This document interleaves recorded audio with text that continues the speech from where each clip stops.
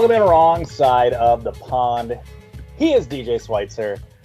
I am Jeremy Lands, and I think for the, 8th time since we've done a podcast, we got a Chelsea sacking to talk about. Yeah, it does feel like more often than not we're talking about Chelsea sackings than just about any other club sacking managers, aside from maybe Watford. Yeah, I mean, there was that one season that Watford, snapped off 3 dudes in one season. So yeah, they've had 3 or 4 years like that, I think. But Chelsea have pretty consistently tried to do their best to keep up with it. I tweeted at you a little bit earlier today and was kind of like, hey, hands off Graham Potter. He's been Spurs manager and waiting for a while now. Well, you guys waited too long. Yeah, not only do we wait too long, but I love what you secondarily said to that. And it was something along the lines of you'll never beat us at firing managers. Yeah, if it's a firing manager competition, Chelsea's going to win every single time. Yeah, and they did by dropping an absolute hammer early on this morning, pretty much as the East Coast was coming to their senses in the morning.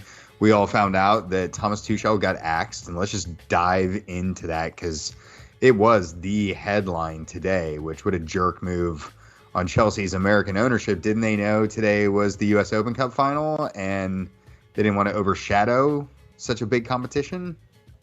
They're football owners, not soccer owners. Oh, yeah, that's right. That's right. Real quickly, when we started this podcast in the summer of 2013, Jose came back. Then we had Steve Holland for about a week or a day after Jose was fired in 2015. Gus Hiddink, Conte, Sarri, Lampard, Tuchel, and player to be named later, but probably Graham Potter. So that's all since we've started this podcast. So I think I said 8. That's actually 1, 2, 3, 4, 5, 6, 8. That's 8. I got it right. Congratulations. So quite a skill. 8 dudes since we quite a skill. this podcast. We grow up in the U.S. and you have to at some point or another, for some stupid reason, have to memorize all the presidents' names. That's ever going to be something that's going to be useful for you at any point in life, right? As a Chelsea fan, you're going to have to do that type of exercise. Maybe that'll be your badge of honor to be well, I've been through 12 managers, and someone's like, well, you think you've been through that, Sonny? I've been through 40 or whatever it will end up being.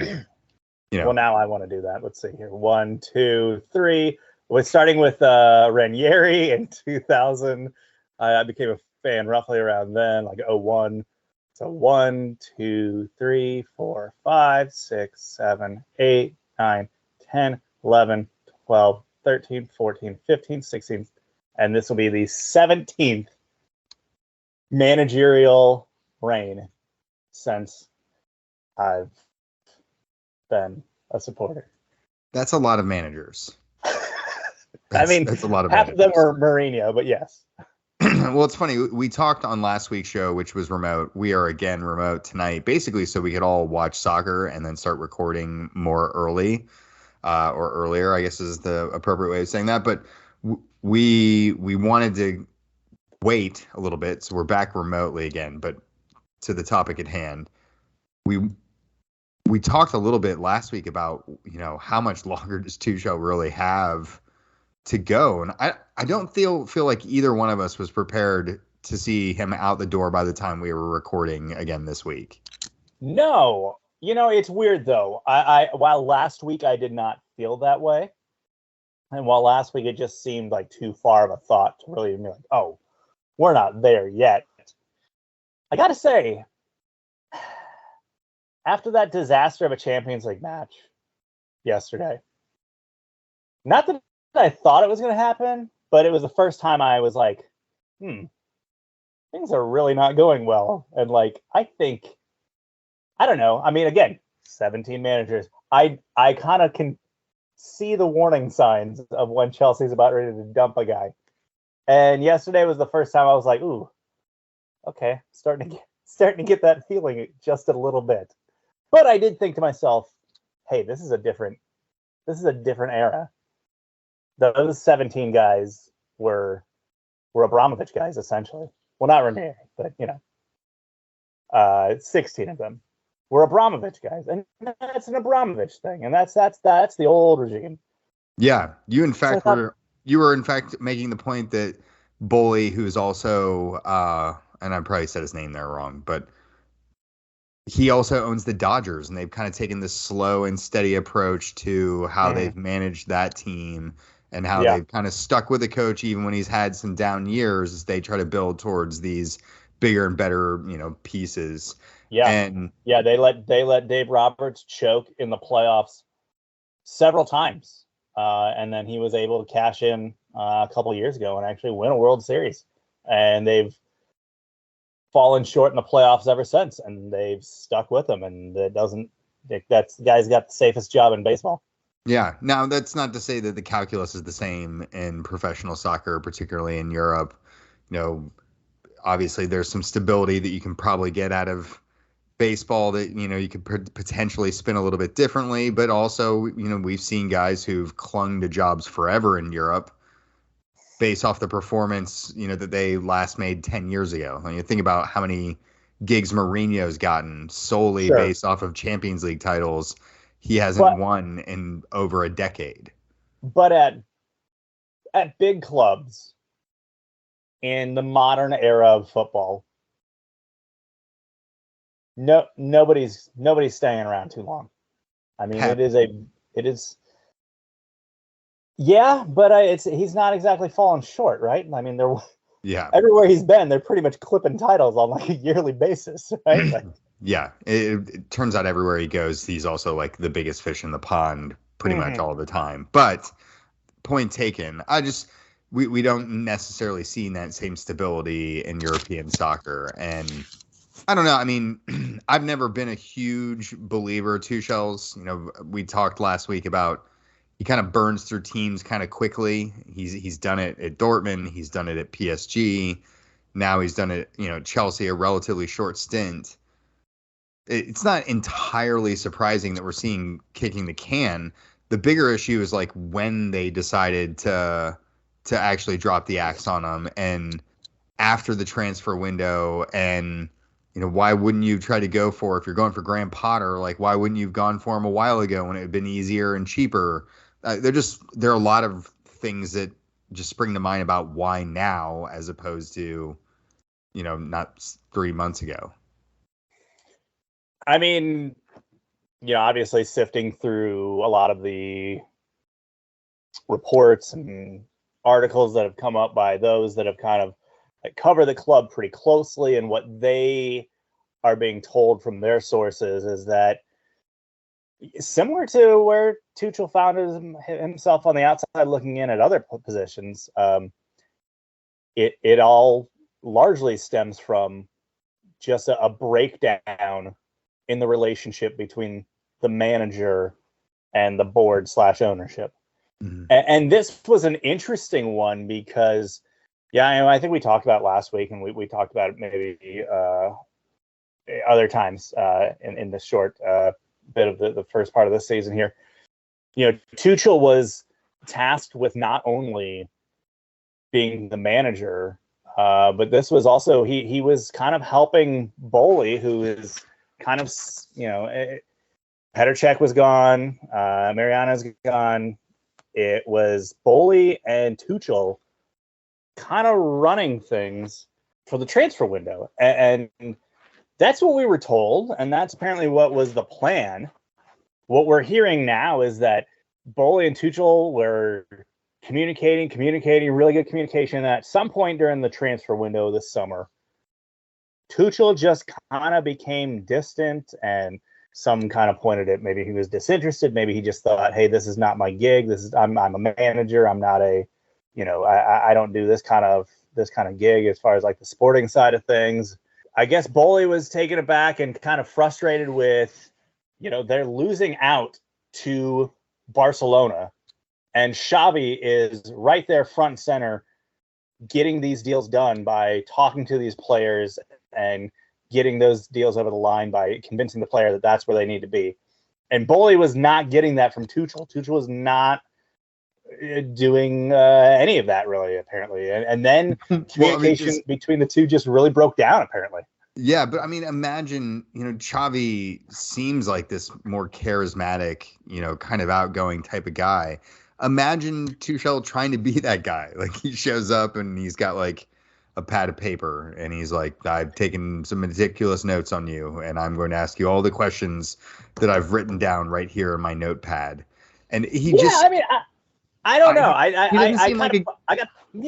don't know. I push back on that a little bit. Even if you talk or listen to, I kind of just in reading today some of the reporters, that the ones that are kind of, giving the inside info are also the same ones that are like, we'll go ahead and say it. Tuchel was one of the easiest guys to work with. He was always very personable in covering him. He's had great rapport with reporters, great rapport with a lot of his players. He was very meticulous about being kind and talking up and treating as equals, like literally everybody down to like the janitor that worked at the stadium that he came across. Like he was known for all these things. He was known for also being very personal with players.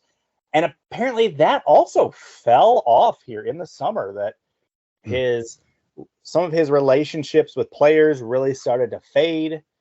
Obviously, then the season kicks off, and even as early as the preseason, you just had some players' frustration kind of pushing against this rapport that he was trying to build. And a lot of reports are kind of showing that like Tuchel kind of bunkered in a little bit and isolated himself and kind of went radio silent on a lot of aspects of his relationships within the club that used to be so good.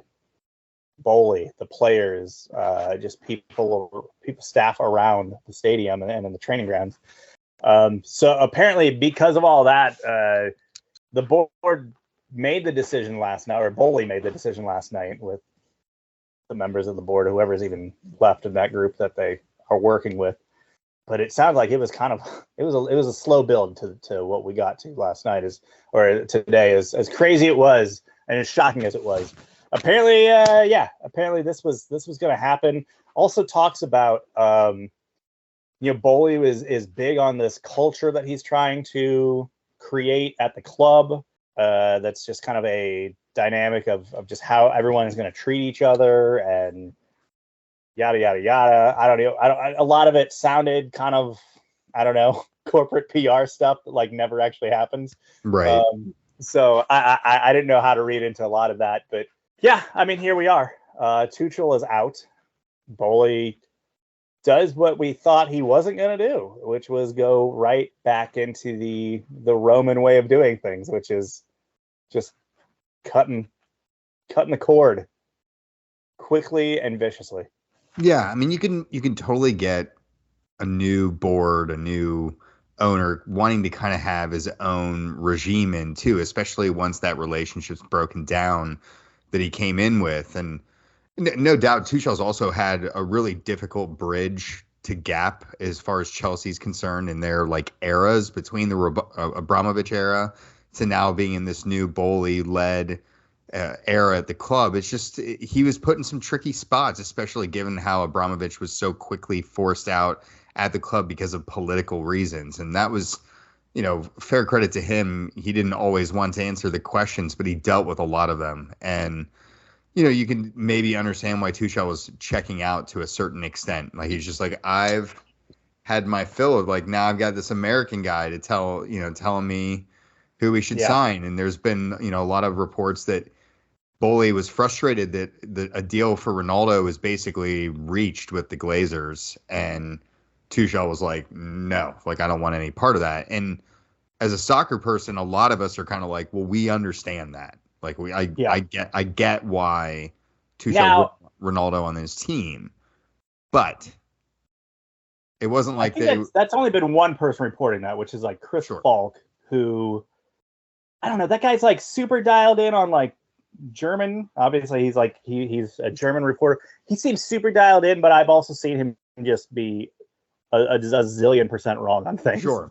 But I mean, and actually fairly recently with relation to Chelsea. So yeah, I don't know about that one. I'm just getting at is I'm trying to put myself in the headspace of why maybe Tuchel would check out of a situation, right? Like, sure. I mean, yeah, there probably had to be some sort of butting heads as far as how they saw the roster build going. Right? Yeah. And if he's being asked, Tuchel is being asked to carry more of the technical side load, be a bit more of a sporting director, choose, the actual players that are coming and going. And it sounds like that was very much the case in the early days of the Bully regime. You do probably have to expect that with Bully sharing some of those responsibilities, there's going to be some of that like naivety that comes from not having been in this sport. Even if as big of a fan as you've been, like if you and I were given the keys to the car at a European club, as cool as that would be, like no doubt that like a sporting director would probably be a little pissed if I was like, well, hey, I have some of my own ideas here. And they're like, well, okay, guy that's never done this. Like, sure, tell me more about what you know. And whether that's right or wrong, I could see Tuchel, who's being asked to do more than what he signed up for, to, being like, ugh, like I've just had it after the summer that I had, after the spring that I had. Like, I don't feel like I'm getting enough of the rope that I want here. And maybe that's where he is. Yeah. I mean, it sounds like there is two kind of narratives about that relationship, right? The narrative of, I think there is a convenient narrative, and I think the Ronaldo rumor or claim today falls into the convenient narrative of this American bloke coming into this European powerhouse and trying to act like he knows what he's doing. And him trying to push his influence on Tuchel and butting heads about decision making on Tuchel like feeds into that. And that's a good narrative, and a lot of people in Europe are just going to take that red meat and just run with that. Oh, sure. Totally. There was also equally a narrative that was pushed out, I would say, by the people that cover the club a lot more closely, that was more or less like kind of the opposite to where like Bowley was basically expecting way too much out of Tuchel to like make all the decisions, and sure. Bowley was just like leaning too heavily on him. Yeah, I mean, so, I think that's realistic too. Like, I mean, yeah. There are lots of different things that could have led the relationship to break down to what it is. Now Chelsea have to give the keys to the car to another manager who's going to have to carry this ship that Tuchel built. Sure. At least through January. And, Chelsea were already one of the biggest spenders in this previous window. You'd expect that Todd hasn't just been like, here's a unlimited checkbook, go spend. Aubameyang came to play for Tuchel, and he only got to do it for 59 minutes. Right, like that's something. So it is interesting, I think, that it is Graham Potter that is, according to all reports, Fabrizio, all of them have it as it's Graham Potter's job to say yes or no to. Like, he has been offered the job. There's a report coming out tonight from Fabrizio that he has basically verbally accepted, and now they're kind of go over the fine points of the conditions and the contract and all that stuff. So that might drag into him not getting announced till like Friday. Although it sounds like they want him announced right away because, like, they have a match mid-afternoon UK time on Saturday. Yeah. But I think the Graham Potter hire is interesting in that it is a break from what Chelsea's managerial hiring MO has been, which is like, go get the big name. And while Graham Potter is kind of like the hot name within the Premier League, there was no like, Juve wasn't sitting there going, hey, now if something goes bad, do we go with Graham Potter? Like, no. None of the other big European clubs were after this guy. Like, this is a guy that is a Premier League darling. Yeah, for sure. I mean, I've spent a fair amount of time in the not so distant past selling myself on the idea of Graham Potter as well. And thanks for doing all the legwork for me, by the way, on that. You're welcome. We could just basically. I was ready to go as soon as it was said. I was like, oh yeah, no, that sounds good. Yeah, like DJ's talked about this extensively over the last few months. I do like Potter. I am a little like sad that I now will have to dislike him a little bit, just because I can't wish well for Chelsea outside of your own health and sanity. But I'm positive that he, if given the right amount of time, can build out a successful team at Chelsea that I think should challenge domestically. The question for him is on the European stage, is that something that he'll be able to take on, that additional set of responsibilities? These are still the same questions I was asking myself when he was being considered at Spurs. So yeah. I'm interested to see how he takes on that challenge and how he progresses and handles that. And I do think it's something he can do. And not that I want Chelsea to be, a dominating force in the league like they were in years past, a year, 2 years ago. It wasn't like it was that long ago. But to get you guys on a well built out, a little bit more gamified squad building, as opposed to just throwing cash at every problem, much like we've seen other clubs attempt to do. I think that can make Chelsea be a winning combination for him, but I'm certainly not hoping for it any more so than normal. Yeah, I mean, listen, the Chelsea optimist in me says this could work out really well. Bowley, I think, as much as I think he wanted Tuchel to work out, because I think he wanted there to be a long-term solution for manager.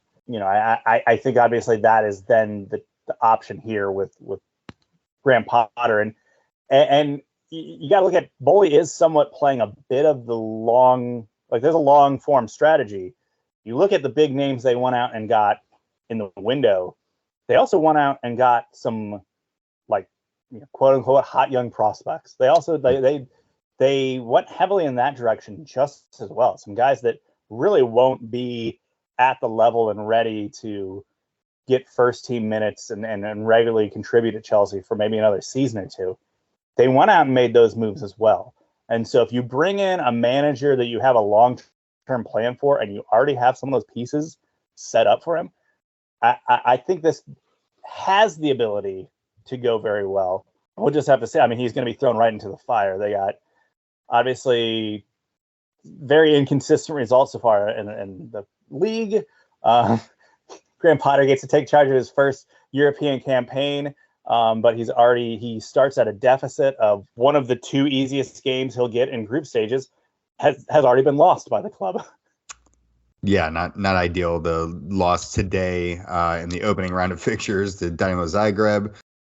So yeah, obviously an interesting next couple of days ahead as what appears to be the Potter era starting at Chelsea. Now it's really a lose-lose for Spurs fans, because it's either we take Potter or we take Pochettino. So we either take your future or ruin a man who has a legacy with you. Yeah, I'm fine with him not getting any jobs in the Premier League, because I want to leave that memory pristine if I can and can keep it in that little shiny spot. But yeah, I'll let you guys have Graham Potter. We'll see how this experiment works out, and who knows, maybe Todd will prove himself an itchy finger like his predecessor. Well, we shall see. We have to contrast the situation that we've seen with Chelsea sacking Tuchel after this slow start to the campaign. Obviously, we've talked at length about some additional stuff that's happening there, but there's the parallels with what's going on at Liverpool this season after they also lost their opening Champions League match of the season, absolute smacking from Napoli as they down them 4-1 tonight. But Liverpool have had this similar slow start, and they find themselves a spot below Chelsea in the table in 7th place. They've dropped points in 5 of their opening 7 fixtures of the season. I don't feel like I feel like we're much further away from the idea of Liverpool sacking Klopp than we were with Tuchel. Yeah, I mean, you're talking about the Liverpool that has, generally speaking, a slightly different mindset of how they operate their managers, right? Yeah, A I mean little more it's likely to keep them around. yeah, In they fact, did you totally see that are. Klopp was actually asked about that after? I mean, so let's preface this. As bad as the Dynamo Zagreb loss was yesterday for Chelsea, Liverpool got absolutely torn to pieces by Napoli today. Yeah, Like I mean, completely shredded. 4-1, I think was the final, and Yeah. was certainly a far worse result. They've dropped what 5 points, or excuse me, points in 5 of their opening 7 of the season. Like it's just not the Liverpool start that we've expected over the start of the campaign, and I don't feel at all like we're having a discussion about Klopp's future in the way that we are, and I'm curious like how much longer of these type of results would we need to see before we start seeing that type of dissension in the Liverpool fan base? So he was asked this after the match. He was asked if he was worried about getting sacked, just like Tuchel at Chelsea. And his answer, not really. This is not the case. Our owners are rather calm and expect me to sort the situation and not think someone else will, which is like true. That is generally how they've gone about it. There is, though, a tinge of like Liverpool smugness in that comment, which is like how funny it would be if he does actually get fired in like a week. Oh man, I mean, from a karmic standpoint, I would really enjoy that. No, we're a different club than that. You're fired. Oh, Goodbye. You thought you were in charge. We didn't think you could sort it. We're going to go to this Tuchel guy that we just heard was free on the market now. I think that's highly unlikely to happen. Both the firing and Tuchel's hiring at Liverpool anytime in the near future. But I don't know about that. I mean, if you are going to fire Klopp, he's done it once before. Yeah, he's known to hop about a little bit and be willing to go to a rival. So I do think it's interesting. Liverpool, again, dropping points at the weekend, too, in the league. First Merseyside derby of the season, where Everton, obviously off to a really slow start themselves, managed to scrap out a 0-0 draw. It looked like they were going to actually pull off a win in this situation on more than a few occasions and had a goal called back courtesy of VAR. Huge result for Frank Lampard's men. They need these points where they can get them, and all of them are coming from draws this season. All 4 points they have so far, but you got to say waiting for Origi to come out and score at the 93rd minute, right? Yeah, he's gone. So he wasn't able to do that. He's won't not be able available. To do it. But I'm intrigued to see how much more grace he will get from the Liverpool fans, because at some point, the hubris alone will have them demanding better results. And, I'm not saying they can do better than Klopp. I don't think they can at the moment. He's certainly Pochettino. Well, stop it. But I think he's probably the man that's best cut out for that club and that job. And I think that's at least part of the reason why he gave as confident as a response as he did, is I think he feels like he's got the full backing. And you would imagine, despite the poor results, he's probably still talking to him in a way that maybe Tuchel wasn't at Chelsea. Mm-hmm. Everton, by the way, still yet to win a match. Maybe it's coming. So, well, here's hoping that, don't worry, they play checks notes Arsenal next, so that should go well. Well, let's talk a little bit about Arsenal, because they were involved in one of the bigger matches of the weekend. Manchester United hosting the top of the table Gunners, undefeated, had won every match. They are marching their way back to the title in North London until they ran into their first real obstacle of the season in a admittedly very buoyant Manchester United, but 3-1 the result for the Red Devils, getting the win over the Gunners. It was a very unexpected result. Yeah. Manchester United's early season resume makes no sense. Mm-mm. So you have losses to Brighton and a blowout loss to Brentford. Yet at the same time, you also hold wins over Liverpool and Arsenal. Yeah. In matches that you absolutely bossed. I'm really thinking a little bit more about this. In those opening games, they went with some of their established kind of star players who had been in discussions with, other clubs about potentially leaving. Ronaldo being chief among them. Maguire was mentioned multiple times in departure rumors as well.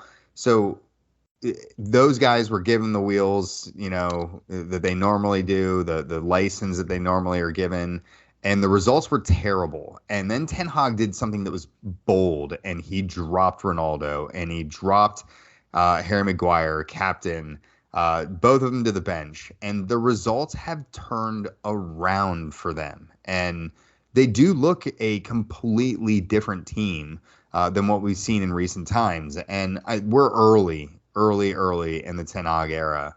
But you do see this kind of unfolding and go, man, he's making some bold choices. The team is, now come in. We saw a debut goal from Antony as he made his first appearance in the Premier League for United as well. You seem excited about it. Things are going well for them at the moment, and there's plenty of time for the wheels to fall off and for some of the deadwood that's buried in that team to rise to the surface. But you do think it's a little systemic in the way that he's kind of come in and turned the club on its head quickly and gotten some better results thanks to that. It's amazing to see the quick turnaround and the, the sky is falling. This is the worst moment. Glazers, are we still going Glazers out? I'm confused. Not anymore. Because you're winning and the Glazers let you get a couple fairly expensive players. Yeah. So I don't know. Are we protesting inside the team shop at the game again, or what do we do? Are we just happy now? Give them a couple weeks of bad results, and I'm sure they'll be back to their quasi protests out there. I'm intrigued by the pieces they picked up. I still think Ronaldo being in the team for the next 4 months is potentially chaotic and problematic. Yeah. Do they go Floro Maludo style and like Chelsea did years back and just make him just hang out with the U23s for like a year and a half? Oh, I think that's below him. I don't think he wouldn't show up. No, there's no way. He'd be so insulted by that gesture that I think he would just willingly retire on the spot. Yeah, but he'd take it to the beach. But I'm impressed by the chutzpah, at the very least, that's been shown by Mr. Ten Hag in his early days at United, and obviously they're getting big results. Knocking Arsenal off of this undefeated run. Obviously ending their hopes of another invincible season, as I saw was being bandied about a little bit, but I do think this is a little bit back of a check of reality for Arsenal. I'm intrigued now to see how they bounce back from this. Like, I think that will be a real sign. Well, they play Everton, so it could go well. Yeah, everything's set up for them to have a nice little rebound. But they're back and they get to do their favorite thing tomorrow, which is play a Europa match. Well, I'm sure they'll enjoy themselves wherever far-flung location they're being They'll start to feel real comfortable. But, hey, this is familiar to us. This is our home. Yeah. Here in Europa. And maybe they'll just get good vibes again. Yeah, it's a possibility. How about City dropping some points this weekend? That feels very unexpected. They did. Stevie G's Villa nab a point. Yeah, a little surprising. I mean, Haaland still scored, so it's like, that freight train is still running at 1,000 miles per hour down the tracks.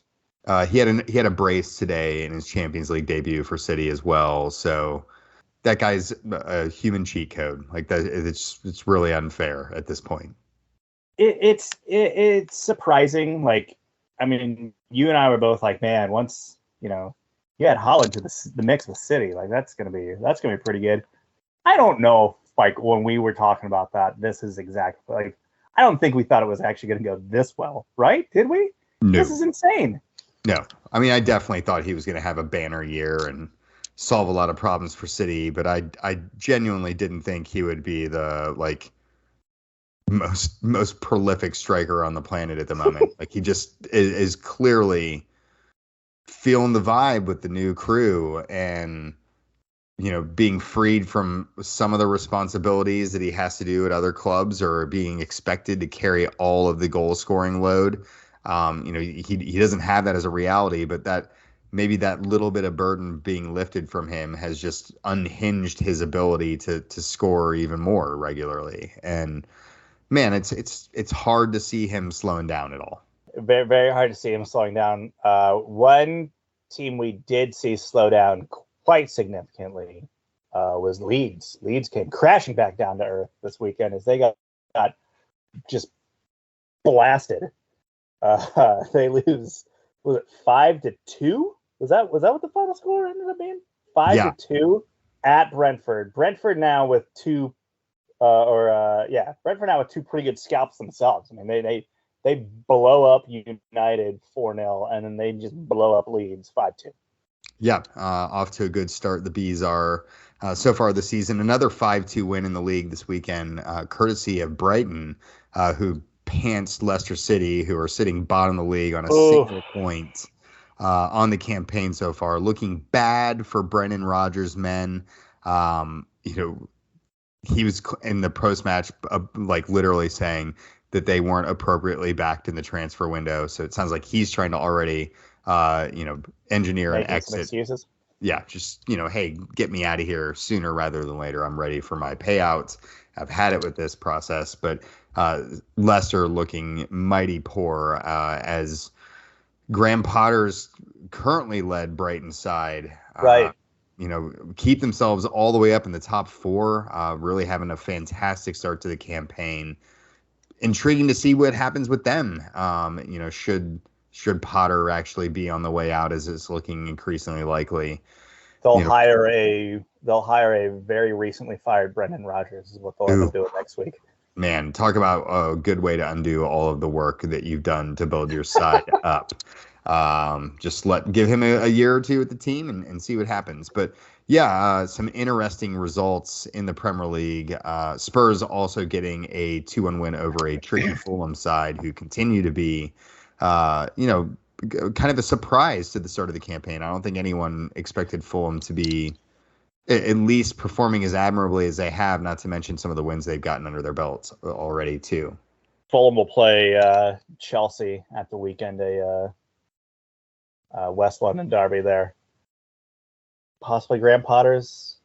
I don't know. You think at this point, Graham Potter, even if he takes the gig tomorrow, he's probably just hanging out with Bowley in the owner's box for this probably. weekend, right? I'm taking the training and then just kind of who's gonna have the reins then this weekend? Like that's the question I want to know. Oh, I can give you that answer. That answer is, hold on, Anthony Barry. Who's that? Who is he's Chelsea's first team coach, so he is just assuming the role at the moment. He is, let's see his resume. He is my age. He's 36 years old. Prepared. So he's ready to go. Mm-hmm. He had senior team appearances at such illustrious places as Forest Green Rovers, Fleetwood Town. He had a literal cup of coffee with Wrexham. He went, signed for them, and made 0 appearances. Yeovil Town, Accrington Stanley, Coventry City, Chester City. I mean, just name. Oh no, he went back to Wrexham just a couple years ago. Good for him. And played 31 matches. He has been with Chelsea during the Tuchel reign, essentially, as he is their first team coach, basically ever since Tuchel took over. He is also, though, as of this year, the Belgian national team's first team coach also. Okay. I'm not even sure how you can do that, but he's doing both. Good for him. But yeah, so he, as of now, he will be on the touchline come Saturday for Chelsea. Well, an interesting weekend awaits us in the Premier League once again. Let's hop over to the MLS playoff race. It is really hotted up a bit over the last couple weeks. It's been really, tight in both leagues, right around the playoff cutoff line. Yeah, just super congested. And we've seen our local side, FC Cincinnati, in the thick of the race, clinging to the very last seventh place in MLS's Eastern Conference playoffs as things currently stand. But just around them, just for comparison, the Crew in sixth place are on 40 points. Just what is that? 2 points? No, just 1 point ahead of FC Cincinnati. Just ahead of them is Orlando City, who were just crowned as the U.S. Open Cup champions tonight, and 42 points. They're potentially in the territory of slipping out of contention. And then you go down in the table, just a point behind Cincinnati is New England. 3 points behind them is Inter Miami, and then Toronto is kind of the bottom cutoff at about 34 points. So you've got you got some big teams though hanging out on the outside though. You mentioned it. You have at New England at the moment not in, Toronto at the moment not in. All the big Italian moves that they made. Mm-hmm. Atlanta United, the turnaround that wasn't, as they are not only not in.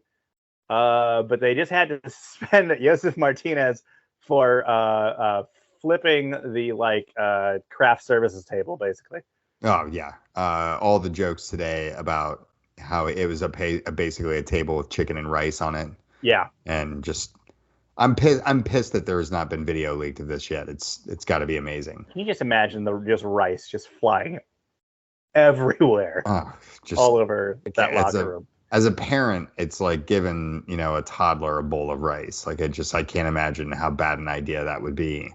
And just be like, hey, free reign. Well, Josef Martinez was that toddler in the locker room and just made a huge mess. But yeah, Atlanta United sitting outside the playoff positions. It's just, it's going to be down to the wire. Yeah. I mean, obviously they do still have some sizable matches to come. Now that they do kind of take a trip out west here, coming up. Well, first of all, they have San Jose in town. Then they play a couple teams out west in Salt Lake and in Seattle. That Seattle is like a Tuesday makeup game from literally. I think that game was originally supposed to be played in March or April. It was an early season game that got rescheduled because of something. But they, FC Cincinnati finishes out the season against Chicago and DC United, the two teams currently in 13th and 14th in the Eastern Conference table. So if they can just get, they got a point tonight at Citi Field against the Mets. They got to go now this weekend. They get a home match against a pretty bad San Jose side. Yep. Pretty much already out of playoff contention at this point. 2 tough road matches then where they go at the weekend against a good Salt Lake team and then have to turn around that just on Tuesday right after the weekend and play a Seattle side that is desperate for points right now, as they are also one of these big clubs we talked about in the East. They're in one of the Western Conference teams that are on the outside looking in at the moment.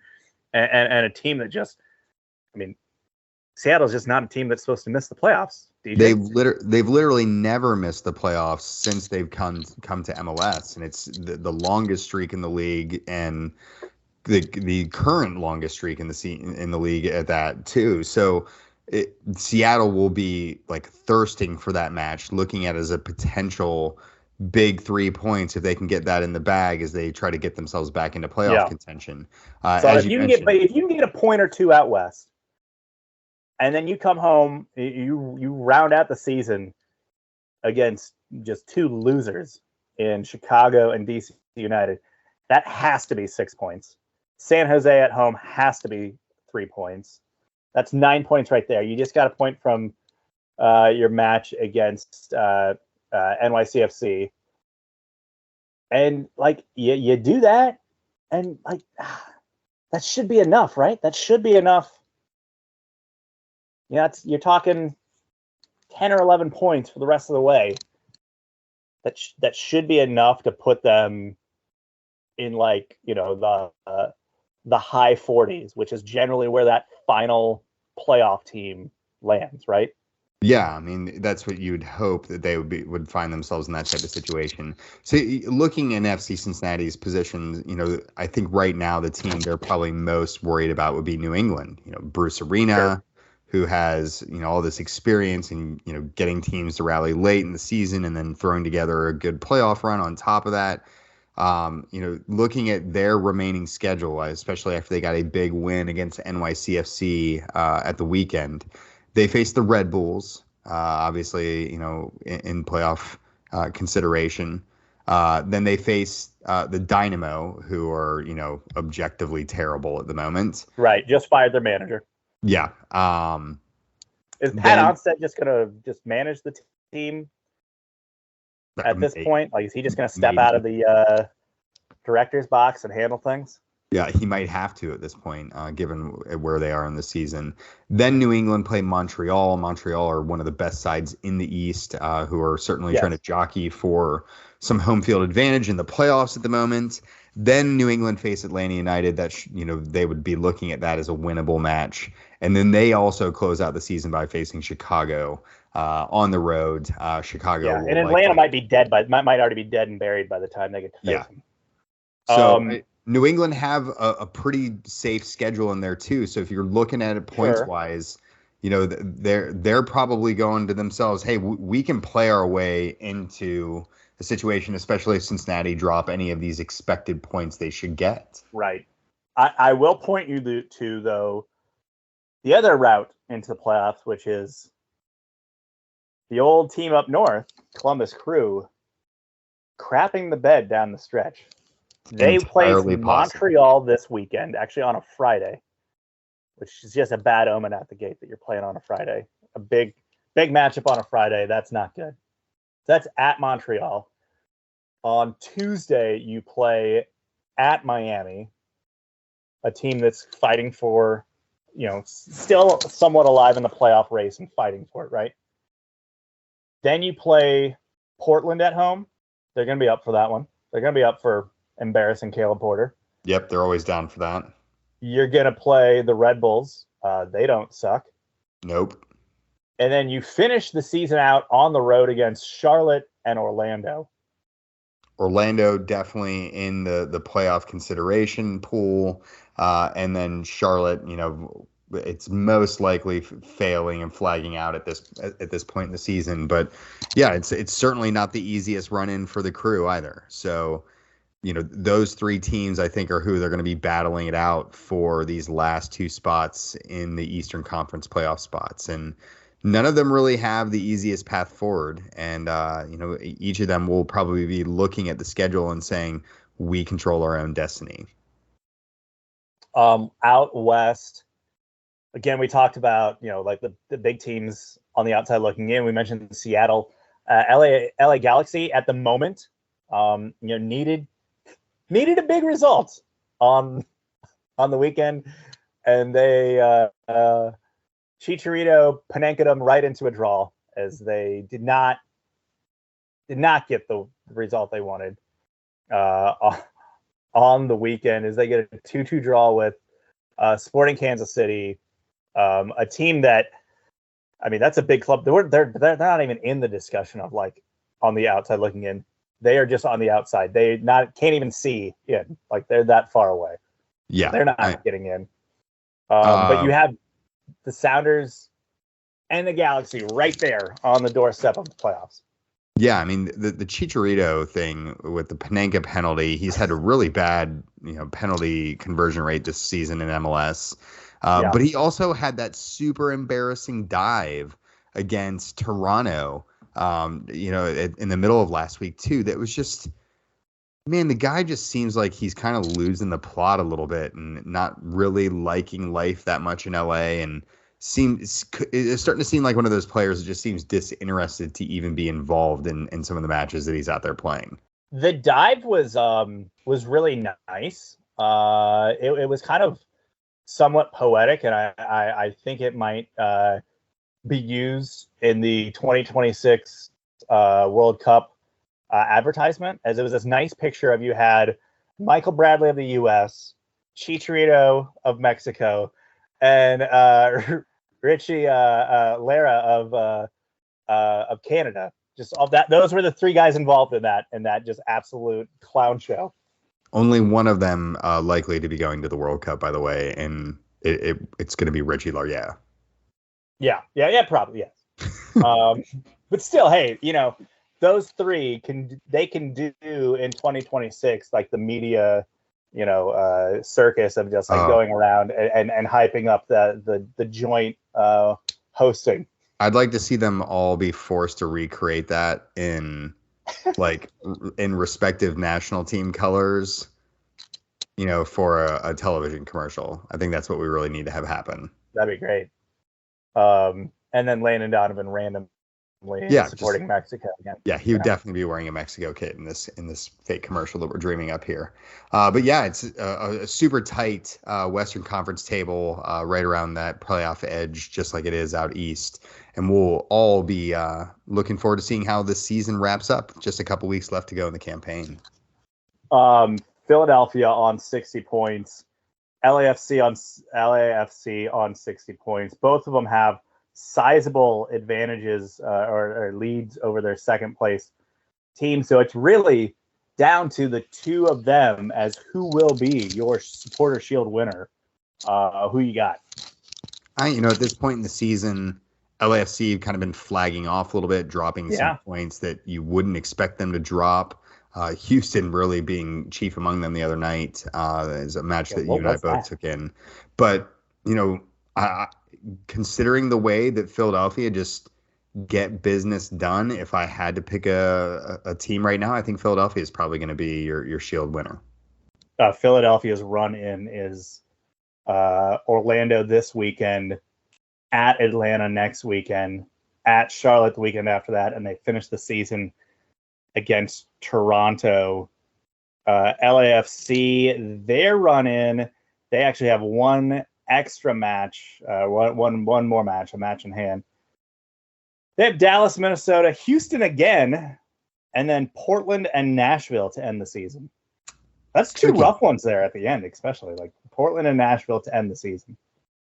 And both of them will be jockeying for some home field advantage in the playoffs too. Yep. So definitely going to be an interesting end to the MLS season. I think we're at winners and wankers. Give me your wanker. My wanker this week, easy. Despite them, deserving some props for winning the Open Cup tonight, their first major trophy. Got to give it to Orlando City, who had members of their first team staff caught spying on the Sacramento Republic's final training session before the Open Cup final. Hey man, it's just a public park. They were just hanging out. That's totally cool and not at all something that a team that's insecure in their ability to actually win an important match when they're facing up against an absolute minnow of a second division side. Just completely surprised at all that coaching staff is being accused of spying? No. As great of a manager as Oscar Pareja is, he definitely is the type of guy who's not above trying to stretch the rules a little bit to gain any sort of advantage he can over his opponents. And, obviously feeling a little bit of pressure there as he faced off against this fairy tale Sacramento Republic side that just couldn't quite get over the edge in tonight's match.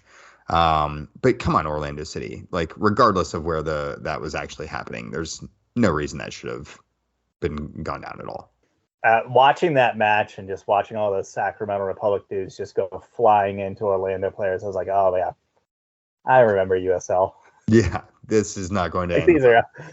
These guys are all just running around in a very reckless manner to win the ball. This is amazing. My wanker. Yeah, give it to me.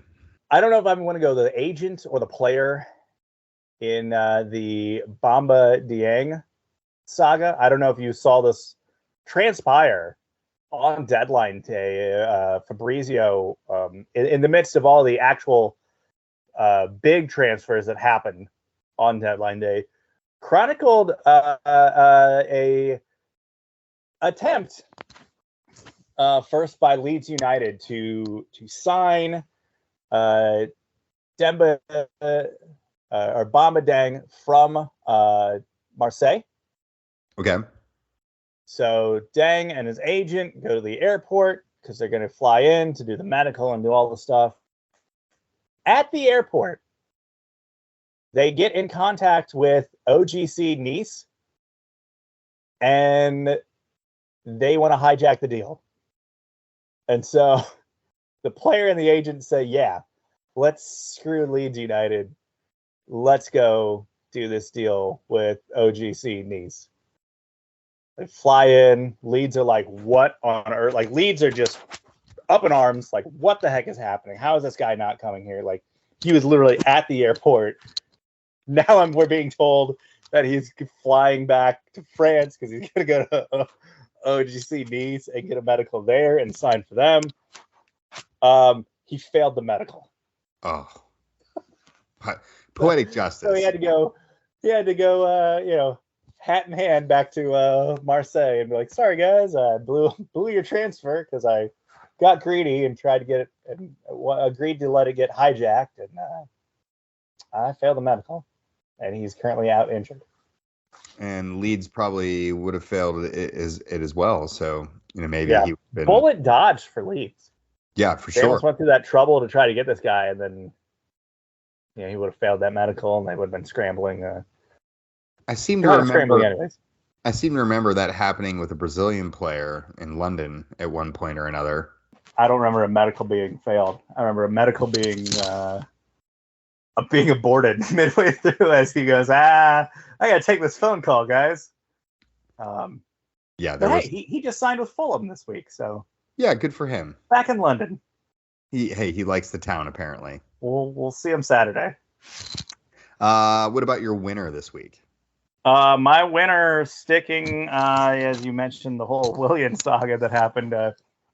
One of Williams' good teammates is back. Diego Costa set to sign with Wolves as he got his work visa accepted on like emergency clearance things they have to do. A lot of people hate Diego Costa. A lot of people don't like the dark arts. But it's extremely entertaining, and it's back. And I feel like, I'm not saying the Premier League needs it, but man, it's going to be fun to have it. He's a prototypical villain, and I am so excited to have a villain player back in the league. He's gonna bulldoze someone. He's gonna get in someone's face.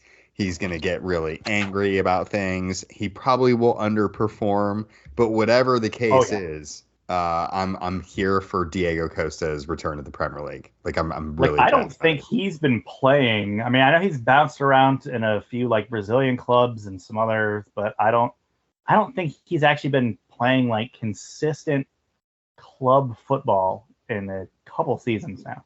Amazing stuff. Looking forward to it. My winner. Yeah, I think that's the point of the show we're at, where I need to actually share mine. I'm going to go over to the ladies of NWSL and the San Diego Wave, who've announced their upcoming match at Snapdragon Stadium on September 17th against Angel City FC. Is sold out. That's a crowd of roughly 32,000 they're expecting for this NWSL match. Highest ever in league history when that actually goes down. Definitely going to be a bit of a head turner for a lot of people out there, I think. Getting a crowd that big for a women's match, just not something that happens very often outside of national team games. So really a great sign for the league as they continue to kind of go from strength to strength of late, outside of anything that's not having to fire coaches related. That just seems to never go away. But so Snapdragon Stadium is San Diego State's stadium, new stadium, and their fans were ripping the stadium pretty hard over the weekend as I don't know if you saw the news reports. It was insanely hot in Southern California this past weekend. Snapdragon Stadium is built with no roof and really no shelter from the sun of any kind anywhere in the stadium. Well, here's hoping people the were just- temperatures dip and dive. Yeah, here's hoping it's a little better weather for that, and it's not like 103 or whatever it was. They've got a couple weeks for that to hopefully cool off. But yeah, it's been quite the scorcher out in California of late. That brings us to the end of this week's show. As always, if you want to get a hold of Jeremy, he's at Jeremy Lance. I'm at Wrong Side of Pond. See you. Bye, folks.